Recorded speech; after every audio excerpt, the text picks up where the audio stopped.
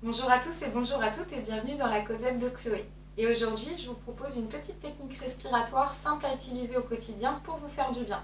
Elle ne prend pas de temps, elle n'est pas compliquée et surtout, elle est très complète au niveau de ses bienfaits physiques et émotionnels.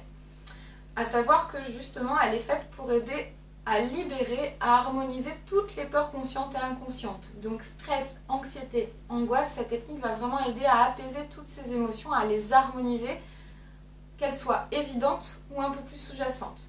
Et en plus, vous pouvez la faire même quand tout va bien, puisqu'elle a tout un tas de bienfaits au niveau corporel.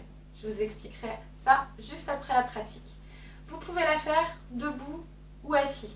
L'important, c'est d'avoir le dos droit. Donc quand vous êtes assis, soit d'avoir le dos bien plaqué au fond du dossier, soit comme moi, sur le bord du siège. Et d'avoir les jambes décroisées pour éviter de faire des nœuds avec la colonne et protéger le dos. Sachez que c'est une technique qui vient oxygéner en profondeur, donc on peut avoir des sensations parfois de vertige, de déséquilibre quand on la fait, pas d'inquiétude, vous risquez pas de tomber dans les pommes, c'est juste que justement, au contraire, à ce moment-là, votre cerveau avait particulièrement besoin d'oxygène. Donc si vous étiez debout quand vous la faites et que vous avez ces sensations, pensez à vous asseoir pour gagner du confort.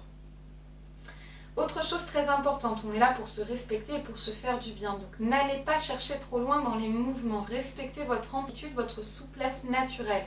On n'est pas dans la performance. Privilégiez toujours la sensation plutôt que l'extension même du mouvement. Si les épaules remontent, si ça tire, si c'est inconfortable, hop, c'est qu'on est allé un petit peu trop loin. On réduit et on gagne du confort et ça n'enlèvera pas l'efficacité du mouvement, bien au contraire. Alors, on va commencer donc, tête droite, on va venir prendre une petite inspiration. C'est important de ne pas prendre trop d'air, vous allez comprendre pourquoi après.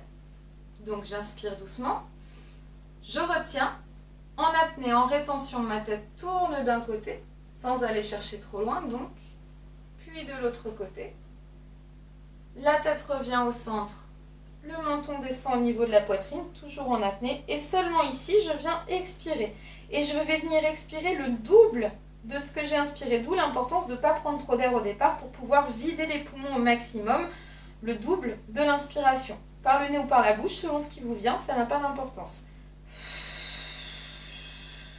À la fin de l'expiration, sans reprendre d'air, vous bloquez à nouveau, la tête remonte en apnée, poumon vide, et tête droite. Je reprends tranquillement mon souffle. Si je le souhaite, je peux faire une ou deux respirations tranquilles pour reprendre mon souffle. Et on va faire ça 5 fois au total pour qu'il soit minimum pleinement efficace. Pour vous aider un petit peu à retenir le mouvement, dites-vous que quand j'ai la tête droite, c'est l'inspiration. Quand la tête est en mouvement, vous êtes en apnée.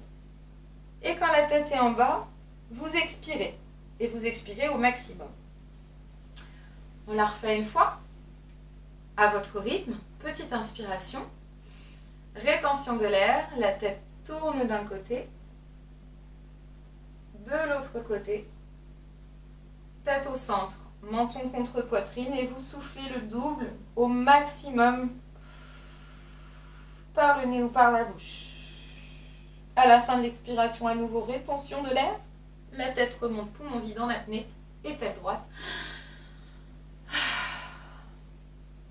Je reprends mon souffle.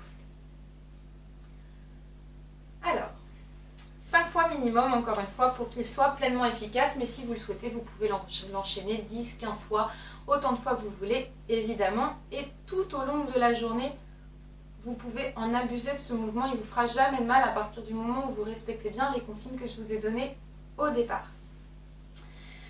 Au niveau donc de ses bienfaits, au niveau émotionnel, on l'a dit, aider à harmoniser toutes les peurs conscientes et inconscientes. Et au niveau du corps physique, c'est un mouvement qui va venir étirer en douceur toute la colonne vertébrale, vraiment de la pointe du sacrum jusqu'en haut du crâne.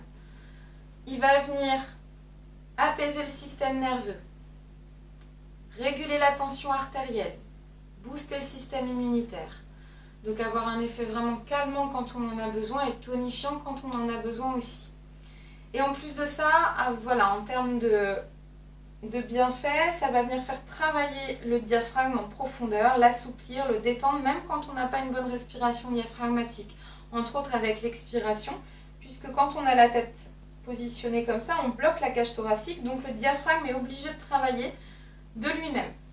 Et en plus de ça, le fait d'expirer plus longtemps, on va venir faire un nettoyage au niveau des poumons, on va venir expulser, dégager tous les gaz qui sont un petit peu plus lourds que l'oxygène et qui se logent au fond des poumons, comme la pollution, les fumées de tabac, etc. Donc ça vient nettoyer les poumons en profondeur. Et en plus de ça, le fait d'expirer plus longtemps, on a un effet relaxant, ça vient calmer le rythme cardiaque.